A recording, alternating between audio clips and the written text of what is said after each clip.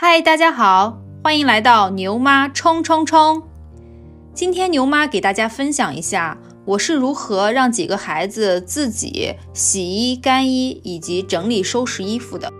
现在大家看到的这4个篮子呢，是我给孩子准备的，让他们来收衣服的篮子。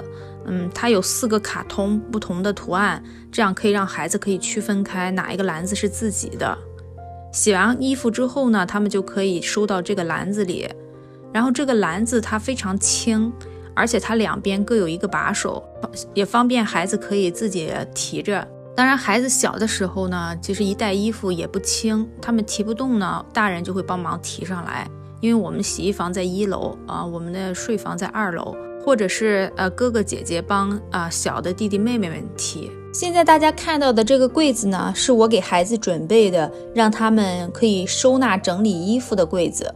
这个柜子呢，正好有5个抽屉，孩子上学1周5天的衣服正好收纳在这个柜子里，每天1套每个抽屉呢就放1件上衣、1件裤子、1件内裤，还有1双袜子。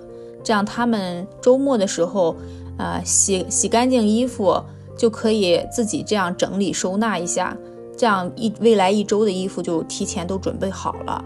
然后我有给他们 label 他们的名字，以及每天的那个星期1、星期2这些。我并没有要求孩子一定要就是每一件衣服都要叠好了放进去，弄得很整齐，这取决于真的是他的个人像哥哥他就可能比较粗糙，直接就是把要穿的衣服直接就塞进去。可能弟弟还有姐姐他们可能是属于那种活得比较细致的人，他们就会把衣服叠得整齐一点，摆好然后放进去。所以这个让孩子收纳衣服这一点我也能看出他们每一个人性格的不同。如果是比如说学校里某一天是有一些活动，可能特别的日子要穿粉色要穿红色，我会提前1天告诉他们，帮他就是替换一下第2天穿的衣服。现在大家可以看一下孩子们是怎样具体的洗衣、干衣以及收拾整理衣服的。现在大家看到的是姐姐刚刚洗完衣服，妹妹在帮姐姐递衣服到干衣机里。因为我们这个洗衣机和干衣机之间有一个水池，不是连在一起，是分开的，所以每次干衣的话有一点距离，然后妹妹就会帮姐姐这样一起合作，把衣服放到烘干机。我觉得让孩子从小自己学会整理收纳衣服，是他们生活中必须学会的事情。就好像他们小的时候要学会自己睡觉，慢慢的要学会自己吃饭是一样的。我一般3岁左右开始训练他们自己把衣服放入洗衣机，以及把洗好的衣服收出来。其实他们更小的时候，看到大人或者是哥哥姐姐们在做收衣服洗衣服这些事情的时候，也会过来参与帮忙。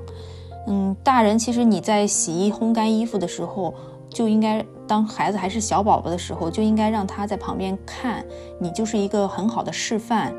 我们先把第1个孩子教好，那后面的弟弟妹妹们看到哥哥姐姐这样做，他们就会自然而然的跟着一起学。差不多4岁的时候呢，我就会要求他们自己整理收纳衣服，因为到了要上学的年龄，这样做呢，既可以培养孩子独立做事、整理收纳的好习惯，又可以为紧张的早晨节省时间。最重要的是，他们从小就做这些事情，这将成为他的一种习惯。等将来他们离开家去外面上学也好，工作也好，他就不会觉得收拾整理衣服是一种负担，父母也会更加放心，他们可以照顾好自己，可以更好的生活。而且我觉得就是父母对孩子最好的照顾，不是什么事情你都帮他做好，而是在他力所能及的时候，你教他如何把事情做好。视频的最后呢，我们再看一下刚满4岁的弟弟当时是怎样自己整理收纳衣服的。弟弟真的是给了我很大的惊喜，我并没有要求他把衣服叠整齐，但是他做的完全超出我的预期。浩浩在干什么呀？叠衣服。是吗？放他们的家。都有放了，都是每天的衣服吗？是啊。一共几天的？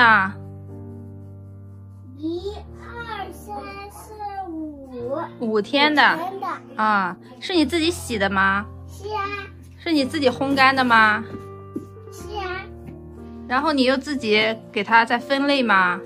是啊。你这样每天早上就可以直接分好了衣服就可以穿了，是不是啊？是啊。你每个抽屉里都放什么呀？我不知道是什么。这是裤子。这不是这个。你先对折把它，好，再对一下，再折一下。好吧，对。你每个抽屉都放什么呀？放一个裤，一个内裤，有这一个衣服，有这一个。哎呀，裤子。一双袜子是吧？好，放好了吧？内裤。哇，好棒啊！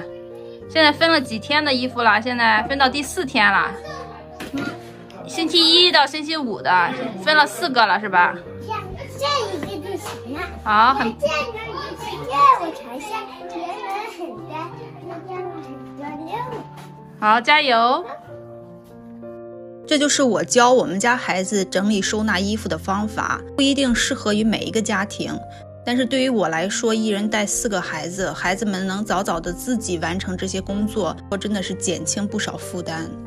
这样的话，我可能会有更多的精力和时间去陪他们读书，去陪他们游玩。好了，这就是我今天的分享，谢谢您的收看，我们下次再见。